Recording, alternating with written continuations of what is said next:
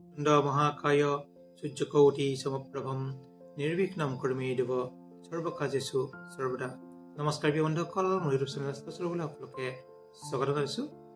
আজি মই মিথুন ৰাশিৰ গোটেই ফেব্ৰুৱাৰী মাহটো কেনে যাব চমুকৈ কৈ দিম। যেহেতু ভিডিঅ' বনাব সময় পোৱা নাই, আজি আপোনাৰ ৰাশিফলকেইটা কৈ দিছোঁ। যেহেতু আপোনাৰ মিথুন ৰাশিৰ অধিপতি হৈছে বুধ আৰু ৰাশিতে বহি আছে মংগল, গতিকে তেনে ক্ষেত্ৰত চাব লাগিলে মংগল যদি ৰাশিত থাকে কিছু সৰু সুৰা অকণমান তেজৰ সমস্যা হ'ব পাৰে। হিমোগ্লোবিন কম হোৱা, প্ৰেছাৰ অকণমান চুগাৰ বাঢ়া বা কম হোৱা, তেনে ক্ষেত্ৰত বিশেষ অসুবিধা নাই। কিছু ক্ষেত্ৰত মাটি বাৰী কামবিলাকো আগবাঢ়িব, কিন্তু আপোনাৰ স্বাস্থ্যৰ প্ৰতি অকণমান যত্ন ল'ব। অকল তেজৰ সমস্যা আৰু বহুদিন নাথাকে, যিহেতু ফেব্ৰুৱাৰী মাহৰ মাজমানৰ পৰা আপোনাৰ কিছু শুভ ফলে লাভ কৰিব। যদি আমি চাওঁ আপোনাৰ চতুৰ্থত আছে কেতু। চতুৰ্থত কেতু থাকিলে কি হয়, বন্ধুৰ ক্ষেত্ৰত কিছু সৰু সুৰা অপমান হ'ব পাৰে, কিন্তু কেন্দ্ৰত থকা হিচাপে আপোনাক কৰ্মত আগবঢ়াই নিব কেতুৱে।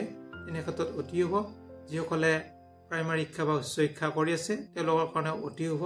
তেওঁলোকে গৃহৰ পৰা কিছু দূৰত যোৱা চান্স আছে। আপোনালোকে যদি দূৰত যাব ইচ্ছা কৰে পঢ়িবৰ কাৰণে যাব পাৰে। অষ্টমত আছে ৰবি আৰু বুধ।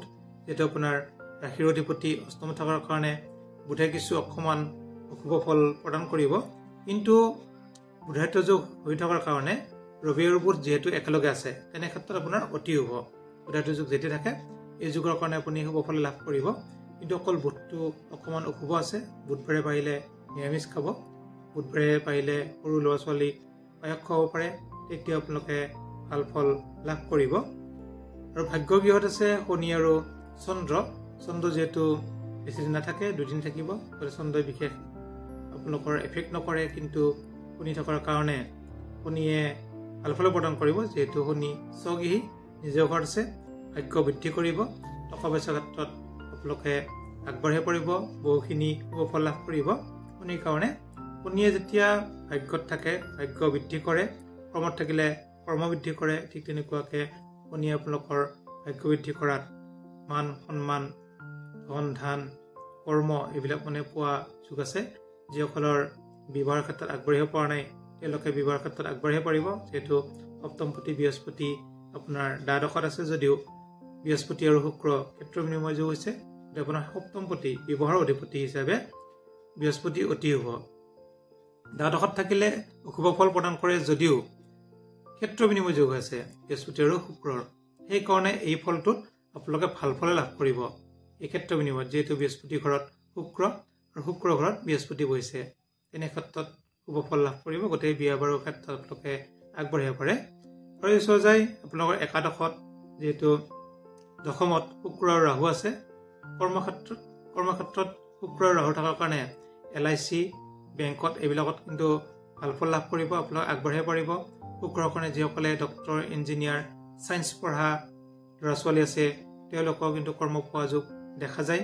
যিহেতু শুক্ৰ হৈছে ছায়েন্সৰ অধিকাৰী আৰু ৰাহু হৈছে লো, তীখা এইবিলাকৰ ব্যৱসায়। গতিকে আপোনালোকে ছায়েন্সৰ ষ্টুডেণ্টখিনিয়ে বাহিৰত পঢ়িব ইচ্ছা কৰিলে যাব পাৰে, প্লাছ চাকৰি পোৱা যোগ দেখা যায়। আপোনালোকৰ এইটো মাহতে যদি আপোনালোকে এপ্লাই কৰে চাকৰি 100% পোৱা যোগ দেখা যায়। ৰাহু থকাৰ কাৰণে কিছু অকণমান অশুভ থাকিব, যদিও শুক্ৰ যিটো তুংগ, যেতিয়া এটা গ্ৰহ তুংগ হৈ থাকে বা স্বৰাশিত থাকে তেতিয়া বেলেগ এটা গ্ৰহ শত্ৰু হ'লেও একো কৰিব নোৱাৰে। গতিকে আপোনালোকৰ ক্ষেত্ৰত চাব লাগিলে শুক্ৰ অতি শুভ। আৰু আপোনাৰ যদি চোৱা যায় একাদশৰ অধিপতি মংগল নিজৰ ঘৰতে বহি আছে, তেনে ক্ষেত্ৰত ইনকামৰ ক্ষেত্ৰতো অতি শুভ। আপোনালোকৰ স্বাস্থ্যৰ যদিও অকণমান অশুভ থাকে তথাপিও ইনকামৰ ক্ষেত্ৰত অতি শুভ। দ্বাদশত বৃহস্পতি, মই আগতেও কৈছোঁ বৃহস্পতি দ্বাদশত থাকিলেও আপোনাক কিন্তু অশুভ ফল প্ৰদান নকৰে, শুভ ফলে প্ৰদান কৰিব, যিহেতু ক্ষেত্ৰ বিনিময় যোগ হৈ আছে। প্ৰতিকাৰ হিচাপে চাব লাগিলে আপোনাৰ ৰাশিতে বহি আছে মংগল।